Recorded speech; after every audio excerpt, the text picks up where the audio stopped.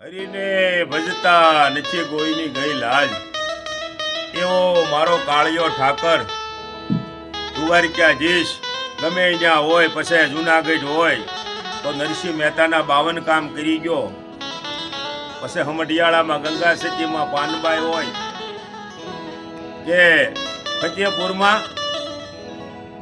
ભોજલરામ બાપા હોય કે અમારે ગારિયાધારમાં વાલા બાપા હોય કે પછી સૌરાષ્ટ્ર હોય, કચ્છ હોય, કાઠિયાવાડી હોય કે ગુજરાત હોય, એ ગમે ત્યાં આવ્યો. એવી એક વાત તમને કરવી છે. હાલની નાનું બાવળિયાળી કરીને ગામ, જિલ્લો સુરેન્દ્રનગર, અને પીપળીની વાહે 40 કિલોમીટર.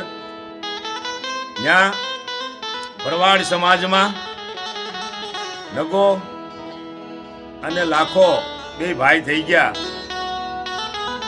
પણ એના આપા એવું કે છે કે એ નગા, એ લાખા, આ 11 દિવસના વાણા વાઈ ગયા, તમે આપણે 2 ગાવું વિયાણ્યું, કાલ હવારમાં હવે રમતમાં ધ્યાન રાખોમાં, અને 2 બોઘડા ભરી અને ઠાકરને દૂધ પાયાવો તો આપણે હાંજે દૂધ ખાવાનું ચાલુ થાય ભાઈ. કે ભલે આપા કાલ હવારનો જીવ ઉગશે એટલે અમે 2 ભાઈ જાહુ અને ઠાકરને દૂધ ચડાઈ આવશું.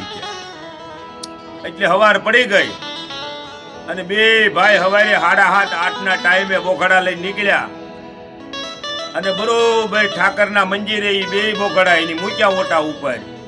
અને શારે કોઈ જોયું તો પૂંજારી બાપા ક્યાંક બહાર ગયા હશે, એટલે એની મંદિરની માલપા મૂક્યા 2 બોઘડા અને 2 બેઠા અને બેઠા બેઠા વાતું કરે કે આ તો આપાનો ઠાકર તો અડધી-પોણી કલાક વહી ગઈ પણ છતાંય દૂધ તો પીતો નથી, કારણ કે એને એમ હતું કે આપાનો ઠાકર આમ બોઘડા લઈ દૂધ પી જાય, બીજું એને કઈ ખબર હતી નહીં. એટલે એ 2 વાટે બેઠા હતા. એટલે પછી 1 કલાક પૂરી થઈ એટલે નગો ઓલા લાખાને કહે છે કે ભાઈ, કારણ કે શું છે કે આ આપાનો ઠાકર કાંઈ દૂધ પીહે બીહે નહીં, કારણ કે તો કે લાવીને ઓલી કુંડલી વાળી લાકડી આગળ મંડે છે પીવા. એટલે ઓલો મોટો લાખો જઈ અને આમ જ્યાં કુંડલી વાળી લાકડી ઊંચી કરી ત્યાં મારો ઠાકર સાક્ષાત દ્વારકાથી આવીને ઊભો રહી ગયો. એ નગા બસ, કે તો ભલે હો, પાછો એમ કીધું, કારણ કે જેની પાસે ભક્તિ અને ભજન હોય એ ભગવાનને ગમે કહીએ.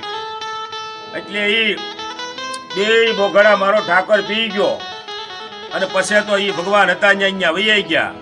એટલે આ 2 ભાઈ રાજી છે કે આપાનો ઠાકર દૂધ પી ગયો, કે હવે આપણને આપા ખીજાય નહીં.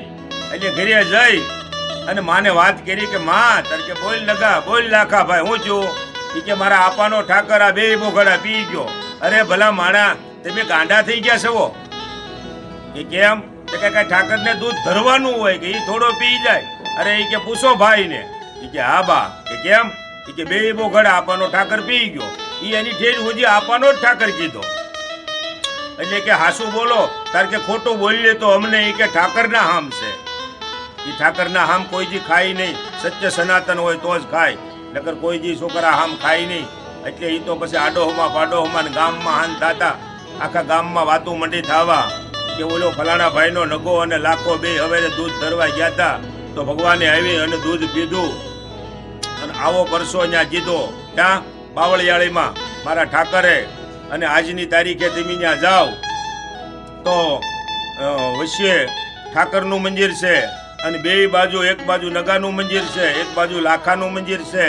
અને આજ લોકો સૌરાષ્ટ્ર હોય, કચ્છ હોય, કાઠિયાવાડ હોય કે પછી ભારતનો ગમે ત્યાં ગમે એ સમાજ 18 વર્ણના કોઈ પણ પ્રકારની માનતા ધરી હોય તો એ મારો નગો, મારો લાખો અને એ મારો ઠાકર એ માનતા પૂરી કરો. એટલે તમારા ગમે એવા દુઃખ હોય, ગમે એવા દર્દ હોય તો એ તમારું દાળીદર નીકળી જાય છે. એવી મારા ઠાકરની બોલો દ્વારિકાધીશની જય.